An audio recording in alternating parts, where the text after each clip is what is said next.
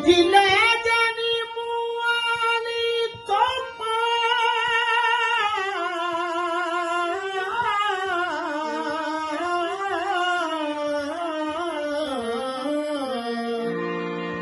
ਲੋਕੀ ਲੈ ਜਾਣੀ ਮੂਆਲੀ ਤੋਪਾ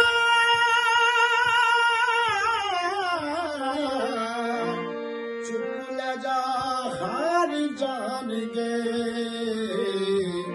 ਬਾਬਾ ਸੁੱਤਾ ਹਾਰ ਜਾਣਗੇ ਜੀ ਬਾਬਾ ਹਜ਼ੂਰ। अस्सलाम वालेकुम। ਇਹ ਸਾਡੇ ਜਿਹੜੇ ਰਹਿਤਲ ਦੇ ਉੱਚਾ ਨੀਚਾ ਨਾ ਉਹਨਾਂ ਨੂੰ ਵੇਖ ਕੇ ਮੈਂ ਉਸ ਮਾਹੌਲ 'ਚ ਪੈਦਾ ਹੋਇਆ ਤੇ ਜਵਾਨ ਹੋਇਆ ਜਿੱਥੇ ਲੜਾਈਆਂ ਚੱਲ ਰਹੀ ਸੀ, ਪਿੰਡਾਂ 'ਚ ਵੀ ਸੀ, ਪਾਰਟੀ ਬਾਜੀ ਸੀ, ਹਰ ਕੰਮ ਹੁੰਦਾ ਸੀ। ਨਿੱਕੀ ਨਿੱਕੀ ਗੱਲ ਤੋਂ ਵੀ ਲੜ ਪੈਣਾ ਤੇ ਵੱਡੇ ਵੱਡੇ ਗੱਡੇ ਵੀ ਲੰਘ ਜਾਣੇ ਤੇ ਨਾ ਲੜਨਾ।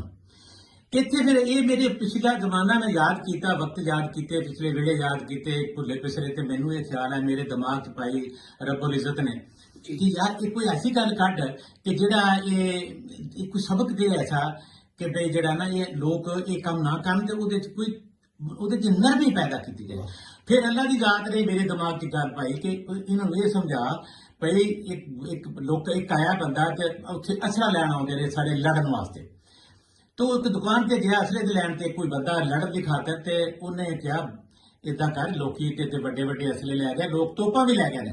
इदा कर तू चुप लै जा, तोप ना फड़, चुप लै जा। चुप लै जा का मतलब भी जाके चुप बह जा।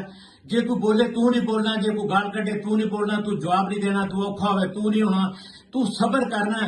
वेख फिर वो हारनगे, तू जितेगा, तेरा रब तेरे नाल होएगा। शुक्रिया।